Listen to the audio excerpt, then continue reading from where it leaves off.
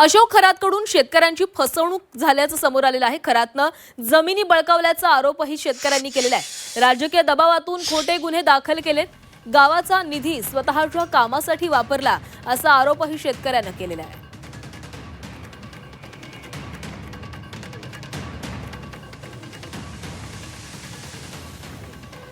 साहेब आम्हाला इतका काही त्रास आहे, काही माप नाही। इतकी दहशत आहे का आम्ही रडतो त्याच्या समोर। इतकेपर्यंत माझ्या 2 मुलांना जेलमध्ये घातलेले साहेब। काय सांगायचं, खोटे आरोप करू। हे 2 जण पोल उपटतील का हो साहेब? वीज बोर्डाचे साहेब हाताशी धरून त्याच्या बंगल्यावर बोलून त्यांच्यावर दबाव आणून यांना 10 करोनाच्या काळामध्ये 10 दिवस जेल भोगावं लागलं। कितपर्यंत सहन करायचं साहेब आम्ही, सांगा? हां, काय करायला पाहिजे आम्ही, सांगा? इथपर्यंत आम्हाला त्रास आहे याचा।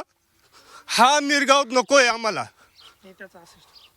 हा, त्या असिस्टंटचे तो असिस्टंट त्यांचं ऐकतो, त्याची आमची दुश्मनी नाही आहे।